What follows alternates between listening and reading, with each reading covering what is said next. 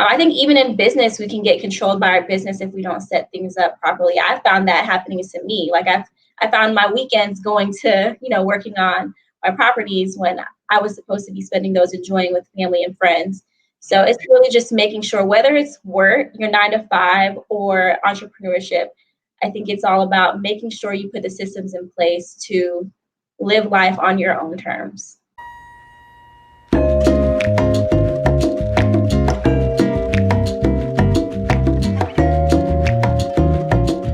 So welcome back, everyone. Today we have on the show Renesha Johnson, who is honestly killing it, I think, in the short-term rental space and now moving more so into the long-term rental space.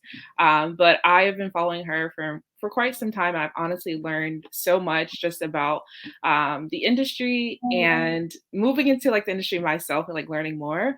So I really want to just bring her on today to just kind of share some of her knowledge and maybe how she got into the industry as well. So Renesha, why don't we just start there actually? Maybe how did you get into real estate, or maybe why did you get in real estate? Okay, first, thank you so much for having me. I truly enjoy every time I get to speak with you. It's been a pleasure.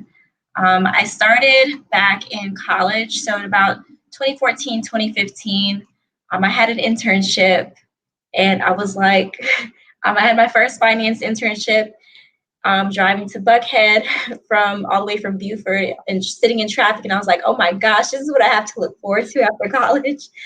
Like, I don't know if I can do this for the next 40 years of my life. Mm-hmm. So from there, I somehow stumbled upon Rich Dad, Poor Dad. And I read that book. I think that's like the first book for a lot of investors that gets that spark kind of going. Mm-hmm. And I attended college in Statesboro, Georgia. They actually were hosting a seminar in Savannah, Georgia. And that was before I really knew about a lot of these seminars, when they tried to get a lot of people to pay for their weekend classes and things like that. But I think it was so powerful because it put me in the room with a lot of other investors, people who were much older than me, and just started to get my wheels turning more to think that was attainable for me too. Yeah, agreed. Yeah, I know a lot of people start with Rich Dad, Poor Dad. And I'm like, I have not read that book yet. But everyone talks about it. I'm like, okay, I need to read it, I guess. But they also have the audiobook on YouTube for free. So you can listen to that if you ever wanted to. I think the biggest takeaway was they mentioned owning the corporate ladder as opposed to climbing the corporate ladder. And I was just like, wow, that's so powerful.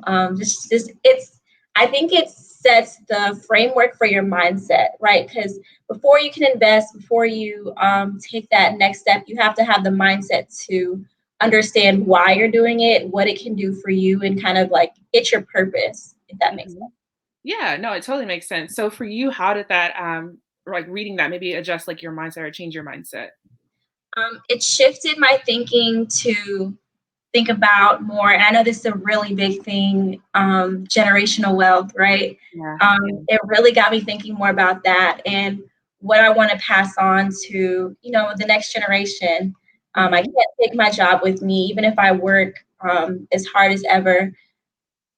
I'm a very positive thinker overall, but there are also some things that you have to be realistic about. You're only going to make at a specific level in your career for your experience. You're only going to make X amount of dollars depending on your industry. Yeah. To make more, you're going to have to do alternative things to really increase your net worth. Mm-hmm. So that really just started getting me thinking about that more.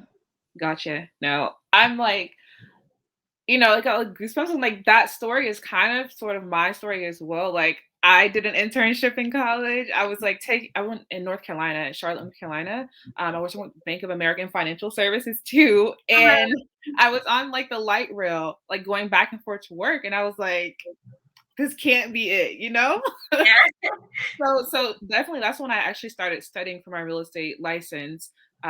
and it's kind of a family brokerage that we have. So that's how I actually got into real estate also.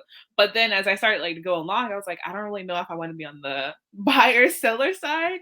I want to do more of just like the investing side of things. So that was definitely my take on it too. And I always like anytime someone's like, oh, I'm thinking about going into a certain industry or a certain space, I'm like, get in the room, get in the room with someone that knows more than you, someone that's been killing it in the game, honestly. So I really like that you pointed that out because I feel like that's such an important step. A lot of times people try to go at it alone, and I'm like, you don't have to. Like, that's not encouraged. So I really like that you pointed that out.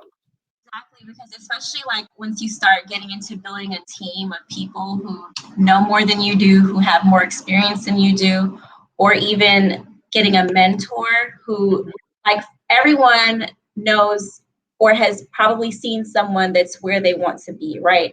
Yeah. So I have X amount of properties. Maybe I see someone with my goal number of units. That person can help me make fewer mistakes along the way, or the biggest thing I think more important than money, and what you probably noticed with going back and forth, going to that internship for Bank of America, it was your time. It Yeah. wasn't, it's like you could pay me $1 million and I probably still wouldn't enjoy doing this every single day. So if we can get you a mentor that can help you bypass that time, help you get to your financial goals so that you can be financially free, I guess is what we're calling it nowadays. Yeah.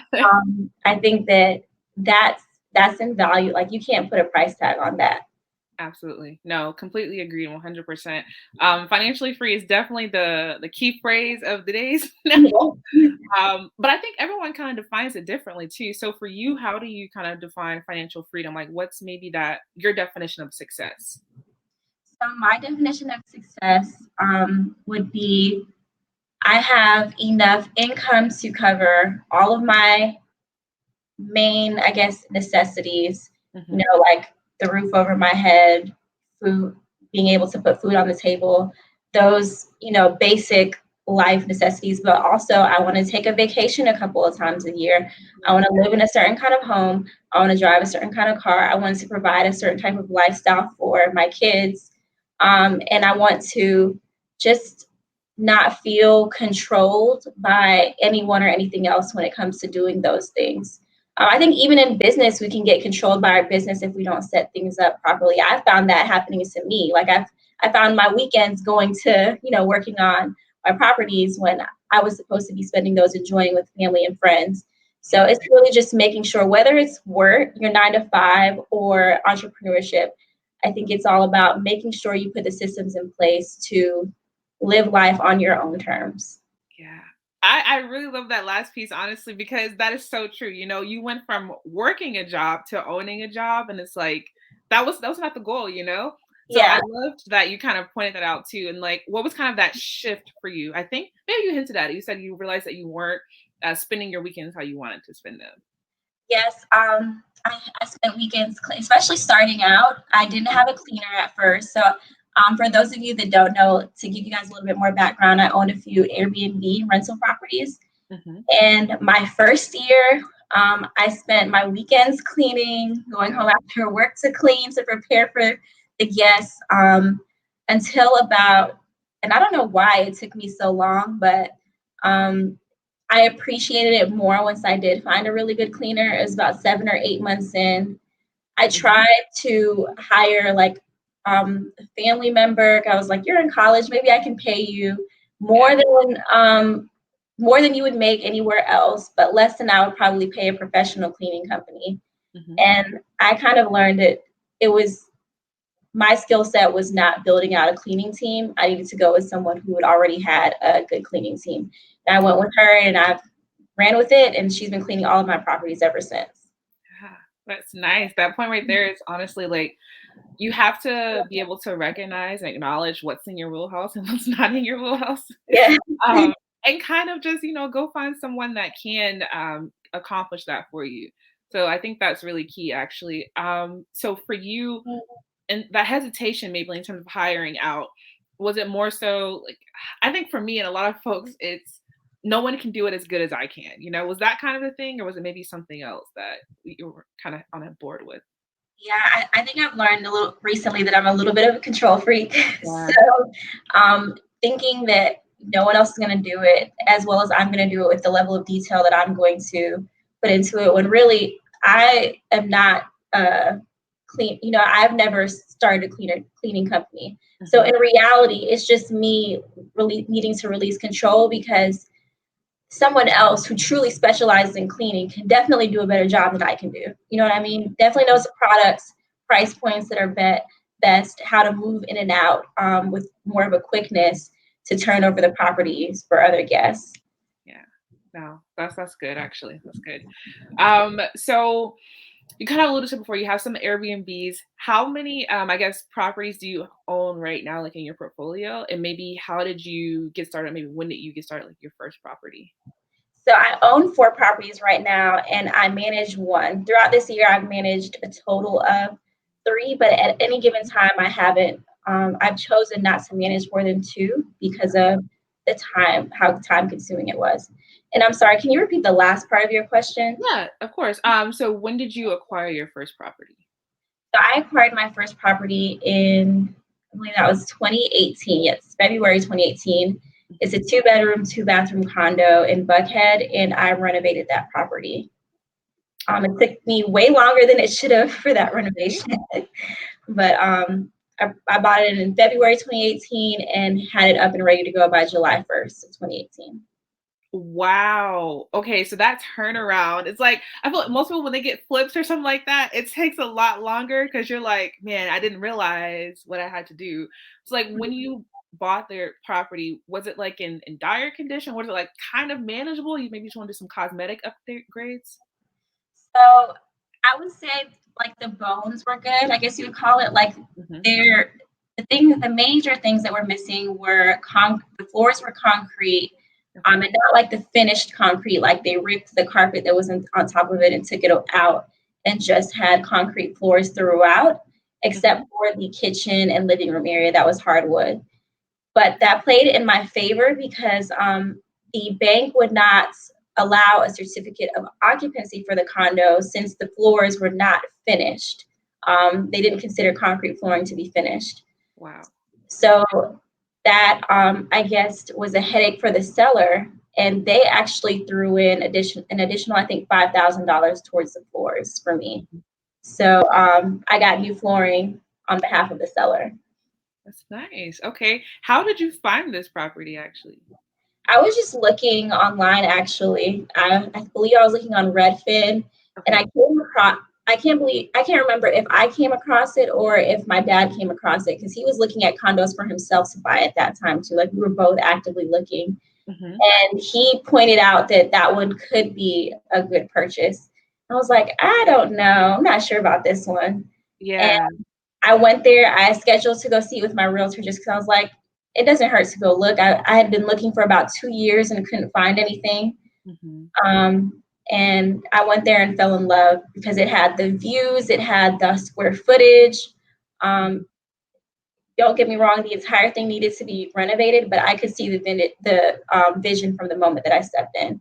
And I knew that that building had no HOA restrictions at the time. And that Hmm. was a big issue that I kept running into. Like every property I was going on, I ended up going under contract for. By the time we read the HOA bylaws to make sure it could be rented out, it ended up that we couldn't. Okay. That's that's good too. So were you mainly only looking at condos or were you kind of looking at single family homes as well? So I looked at single family homes also. Okay. But with that first, and I really kept going back and forth. Like I was looking in the areas kind of like near the Grove Park area, near the AUC. I was looking in those areas that were still like up and coming, I guess you would say. Yeah. And my thought at that time was, okay, if Airbnb doesn't work out, if a long-term tenant doesn't work out, would I live here right now? Yeah. With my first property, I did want something that I could live in if I had to. Okay. So that's the one that made the most sense for me. Gotcha. Gotcha. No, that makes sense. So for this property, do you kind of go in it on alone? Maybe it was kind of the financing side of it. What was that like? So I did it on my own. I always say we because I'm like referring to my realtor. I feel like anytime that someone on my team helps me, which I cannot do a deal on my own, right? I don't have my real estate license, so I always say we. But for my first deal, I used Invest Atlanta for my financing. Okay. Because at that time, I had met the threshold for their income requirements. And the property met the threshold. Also, my credit score, like everything fit perfectly in their criteria. And they were offering 20% down at that time. So, and really, I'd been looking for about a year and again, like 2 years. And at that point, initially in my search, they were offering 5% down. They had just come out with a 20% down program when I found that property, and now it's no longer available. So I really lucked up getting that financing. Yeah, agreed. So did you have to put anything into the deal yourself as well at that I point? put in about so they gave me 20% down, plus the seller gave me $5,000. I had to put in about $2,000 towards to close the deal, and then I put in an additional about $25,000 of my own money to renovate it and furnish it. Okay. It's about $27,000 just from you putting in. And when do you say, like, how long do you think it was until you saw that money back? I say it was about 7.5 months is when I saw my return, which isn't bad at all. Yeah, it's not bad, honestly. That's actually pretty good. So, oh my gosh. Okay, so what type of or what kind of group is Invest Atlanta? So maybe for those that aren't in Atlanta, maybe they can see if they have something similar in their state or their county or something like that. So yes, I feel like most states have some kind of program similar to this. There are also a lot of other programs like this throughout Georgia. But Invest Atlanta is a program trying to encourage home ownership in the city limits of Atlanta. Okay. I think right now the most that they're giving maybe 5% down or from $5,000 to $10,000 towards the purchase price. But I believe if your income is below, and I don't remember the exact dollar amounts because they keep changing, but roughly, let's say $85,000 income, credit score has to be either above 620 or 660. What else? You have to go through one of their lenders. So I did go through one of their approved lenders, and I still have a great relationship with him. Okay. And you have to go through one of their closing attorneys and complete a home buyer's education course, which I think I paid $25 and did it. It was online. I did it for like 8 hours on a Saturday. Okay. So it's easy enough. Okay. And I'm sorry. No, you're good. So they have certain stipulations depending on the amount that they grant you. So typically the 5% down grant is forgiven at closing. But the grant that I used is not forgiven for 10 years. Well, each year they forgive a percentage, and I think I'm at like the 3-year mark. So I think they would forgive 30% if I were to sell the property. Gotcha. And did you have to use like maybe one of their realtors or like a recommended realtor by them, or did you use your own realtor? You can use any realtor. Interesting. I'm like thinking because like everything, I'm gonna go back and check their stipulations, of course, but I'm like, that still fits me perfectly. So also too, I guess, so if someone is looking for this in their state, maybe should they look for real estate investment groups in, Kentucky, for example, or what exactly should they Google to find something similar to this? I'd probably research like Kentucky down payment assistance programs. Okay, perfect. And I feel like you should. I've researched in other states too for other people like Texas and things like in states like that. So I feel like especially if there is the state is trying to encourage any type of change, or the city is trying to encourage any type of change, like the city of Atlanta is, then I feel like they're definitely going to offer some type of down payment assistance. Gotcha. Okay. So I know you mentioned earlier you have 4 properties. Did you use Invest Atlanta for all the other 3 or just the first one? No. So the other stipulation is you cannot have ownership in any other property. Okay. So I could only use it that one time, and that was it. Okay. Okay, gotcha. So for the next three, you kind of that was more so financing on your own, or how was that? Yes, for the second property is conventional financing. Mm-hmm. For the third property, I partnered with someone and we basically did a commercial loan Mm-hmm. for the third and fourth properties. Okay, gotcha. So for someone maybe that's like just starting out, because I'm really talking about myself, but how much would you say like you have to have like maybe put aside, or how much would you say that, have this nest egg set aside before you kind of jump into something like that, like your first property? And sorry, I need to clarify. We did a residential business loan, Okay, so gotcha. it wasn't a traditional loan in our personal names. Okay, gotcha. I guess to start out, it's going to depend on what you use. So if you're using, so say for instance, I did not use down payment assistance for Mhm. that first property, and let's also say it didn't need repairs, because with Airbnb, you can try to do like the Burr method with an Airbnb, which is going to cost you probably a little bit more money up front. I think that's the best way to gain long-term wealth. Mhm. But if you just want the property to be turnkey and you're ready to start making cash on it, I would think you're only going to need about $5,000 to $6,000 for furnishing the property, Okay. plus about eight. I'd say about 8.5% of the property if you want to include 8.5% of the purchase price of the property if you want to include the down payment plus closing costs. Mhm. And then you're also going to want to have at least 3 months reserves Okay. as well. Gotcha. Okay. And for those really quickly that maybe don't know what the Burr method is, can you kind of explain that a little bit? Yes, so BRRRR stands for buy, renovate, rent out, refinance, repeat. Perfect. So essentially, you would be buying a property that needed some work.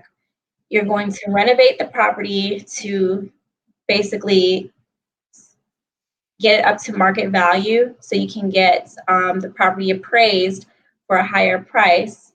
And then you're going to refinance to pull essentially the money that you put into the property back out of the property, Mhm. plus maybe, I mean, depending on what it appraises for, you're either going to pull out more than you put into it or a little bit less. Then you're also going to put a long-term tenant into the property so that you're making rental income, or in this case, you're going to rent it out on Airbnb. The same thing, rent it out whether it's short-term or long-term. Mhm. And then you're going to take that capital that you got from refinancing the property and reinvest that into another one and keep doing that. Gotcha. Perfect. Okay. I just wanted to make sure we put that out there. So I'm kind of like I'm going, but I just have things in my mind. I'm like, man, um, It's okay. Sorry if I'm going too fast too. no, you're fine. You're perfect. Um, it'll come back to me actually. Okay, so are all of your properties right now still on Airbnb, or are they kind of more so some are long-term rentals? So three of them are on Airbnb and one of them is a long-term rental. Okay, perfect. So for you, sometimes I kind of hear people say, oh, like don't get on Airbnb because the crazy guests you can have, right? So for you, what have you kind of encountered those situations, and maybe how have you overcome them, maybe? I haven't encountered those situations. You definitely, so you can put some parameters in place to limit your, I guess, exposure to or your risk Mm-hmm. for those types of situations. But in reality, don't put things that are too expensive or that you're going to lose sleep over placing in the property. I mean, I feel like the most expensive thing is probably going to be the couch. Mm-hmm. Um, or maybe like some type of electronics like a TV, but I typically spend much more on a couch than I do on a TV. Okay. So you're gonna want to keep documentation of where you bought that item from, the cost of the item. Make sure that once the cleaner, like every I guess time that they go in to clean the property, they have a detailed list and they're going through to make sure all of those items are in the same condition that they were in prior to the guest checking in. Mm-hmm. And if they notice anything is damaged, my cleaners typically send me photos And then I just go back to look at the cost of the item if it's broken. First, I'll bring it to the guest to see if the guest will own up to the damage and pay for the repairs. Mm-hmm. And then if the guest does not, then you take another.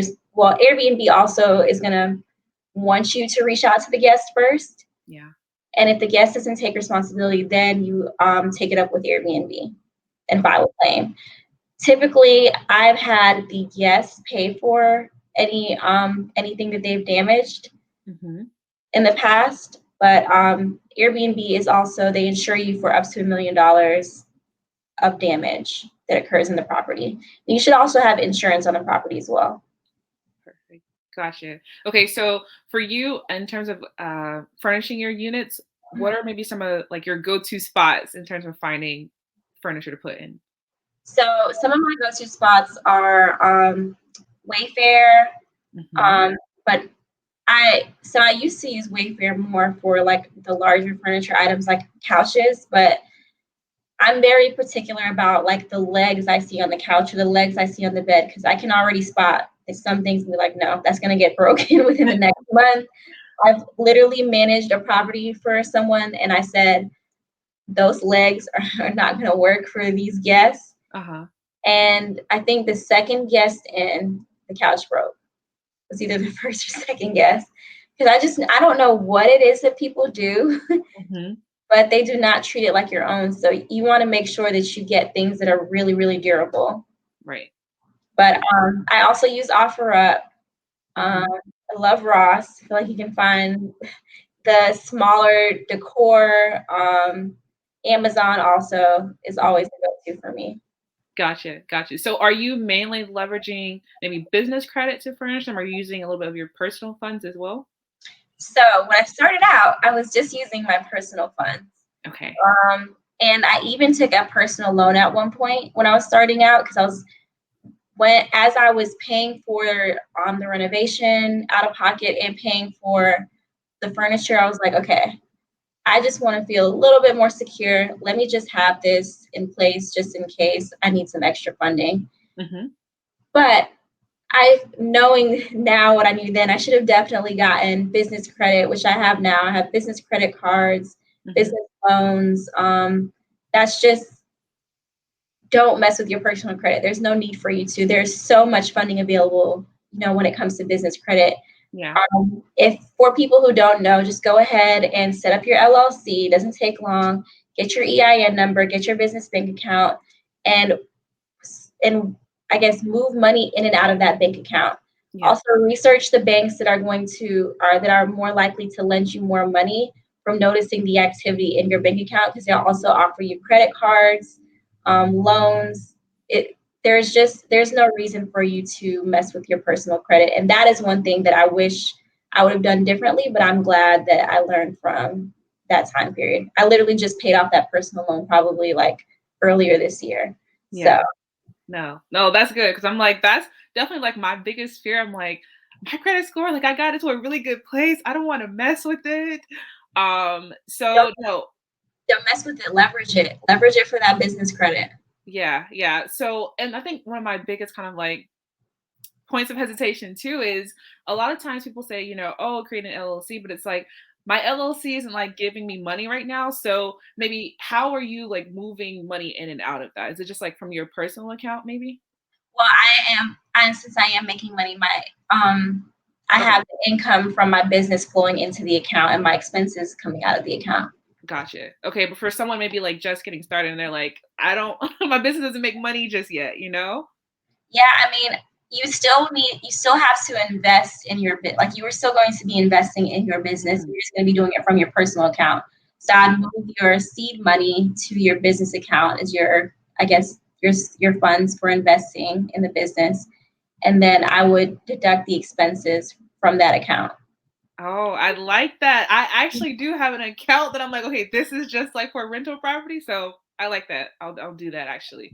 And that would be so much more like, I think, clean too, because that's another thing. Just me, I had the accounts combined at first, and it was just messy looking at the business income coming in, my personal income coming in. Like, it'll give you so much peace of mind just separating everything.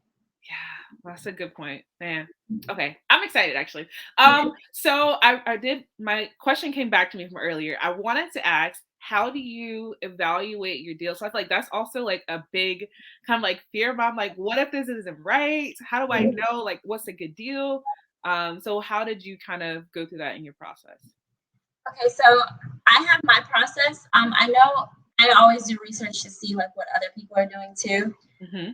And I'm just gonna give you this one caveat. So I say if I'm buying a property, I want to look at it as it's a business. So what are the different directions I could take this in? Will it do well as a short-term rental based on this area, the demand that I can see for the area and the market? Will it do well as a long-term rental? Would it sell for more than I purchased it for if I sold it? What about a lease option? Like I like to buy with options, if that makes sense. Yeah, no, it does. But I was actually listening to a podcast the other day, and in regards to short-term rentals, the guy, it was actually Bigger Pockets. The guy in the podcast was saying, does the Marriott, put up a hotel thinking, oh, will these hotel rooms do well as apartments? You know what I mean? Like they go doing everything they can to make that business successful in that market, and they do their due diligence, their research beforehand.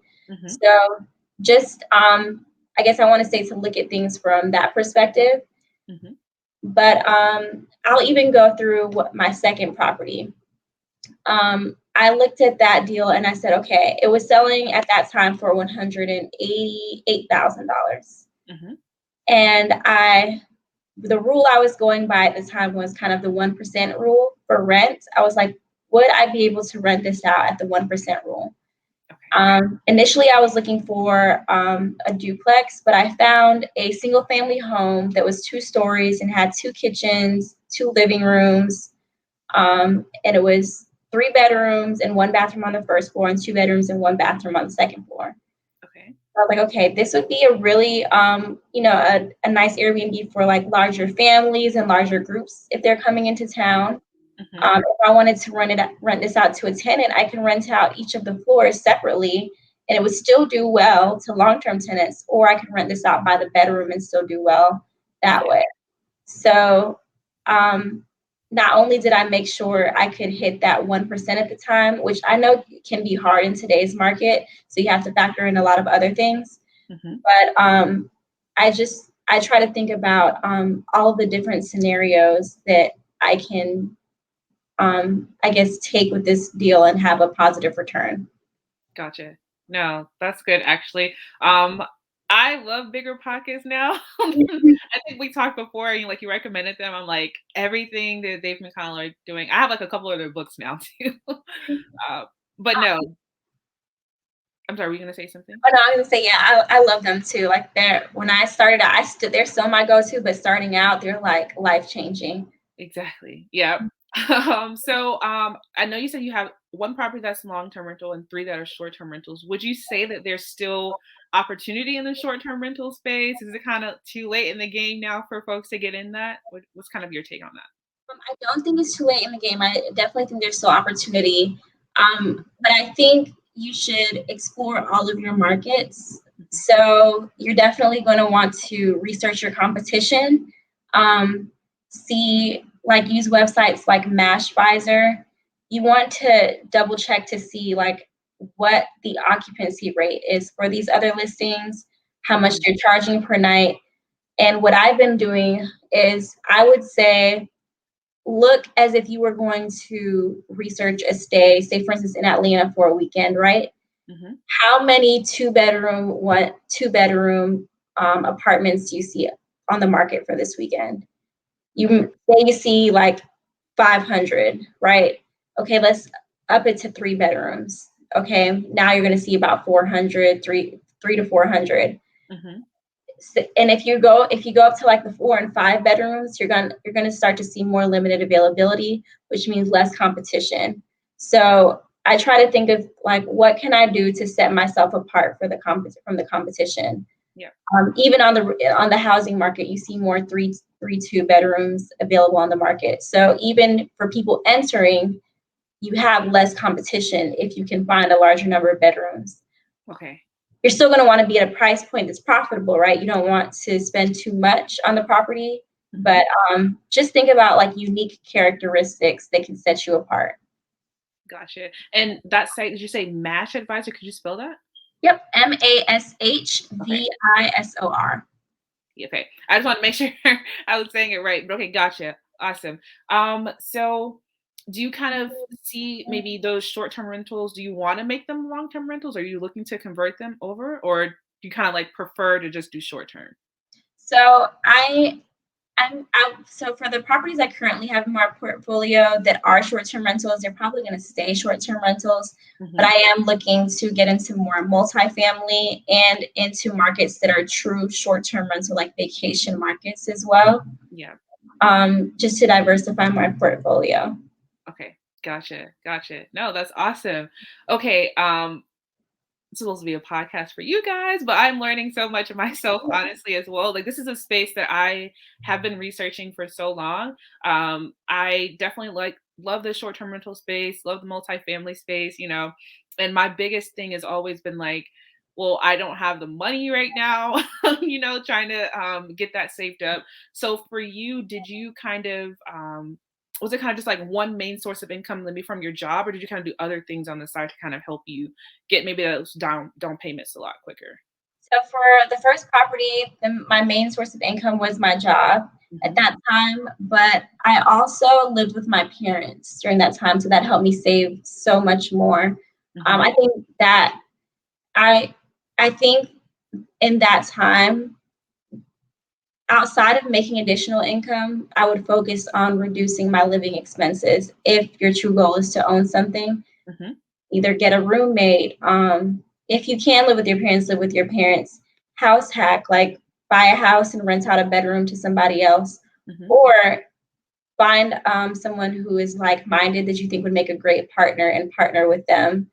Because especially if you're using lower down payment options, you guys can get one and say your name and get the second one in their name, and now you guys have two properties combined. So I like that. Get creative. Exactly. And that's a good point. I'm glad that you brought up the partner thingy, because that's what I wanted to ask too. I know you mentioned maybe your third and fourth properties you partnered with someone on. How did you kind of find your partner? Because I feel like that's another thing too. It's like, are you really going to be serious about this? So how did you kind of find that partner? So my partner found me. Oh, I mean, I think if you do the work and people see you, they're gonna. So, and I actually had another partnership before that, and we never ended up purchasing something together because our financial goals at the time ended up not aligning. But I think you just want to make sure that the person is serious, make sure that they have the funds that they say they do, make sure they're truly comfortable with their decision. I think at any time I would always if someone is uncomfortable, I will 100% pull back, because if something goes south once you actually get into the deal, or if they're not 100% sure, something goes south, they're the ones who are going to be more hurt by it, because everyone doesn't have the same, I guess, financial maturity, right?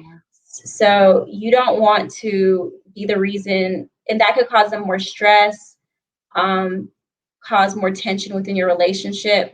So I say just make sure the person is financially stable. They truly have the discretionary income.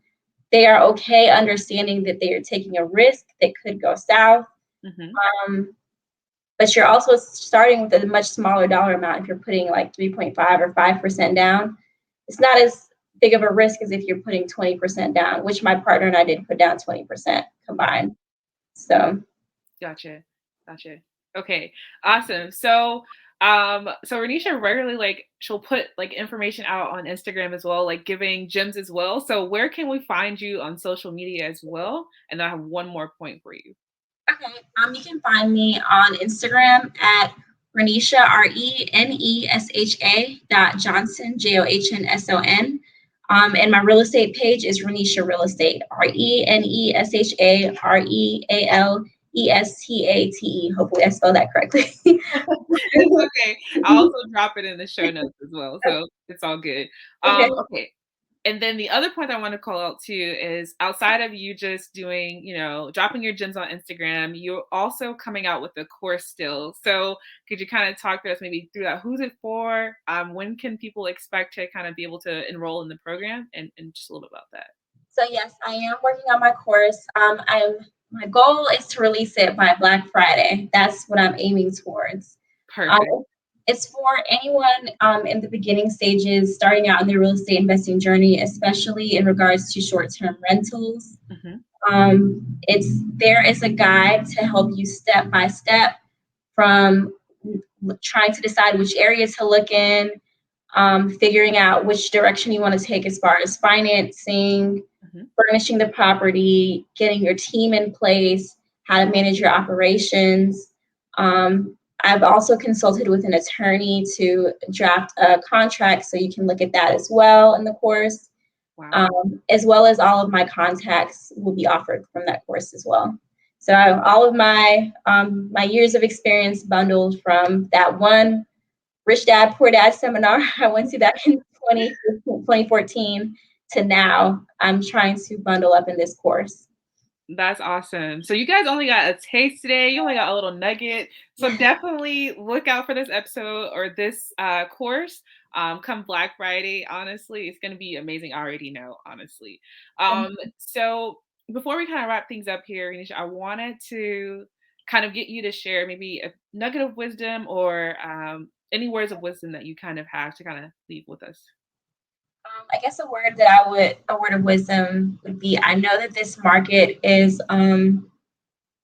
different, right? Yeah. But don't let that get you discouraged, especially if you're in the Atlanta area. Atlanta is one city, you live in the United States, there are 50 states, especially if you are looking, especially if this is, say, not your first property, it's your second, and you're putting down, say, like 10% of the purchase price, you can literally look anywhere. Like, you're not limited to one location, and you're not limited to the rising prices in this market. So just keep your options open, be creative, partner with people, talk to people, and just take everything one day at a time.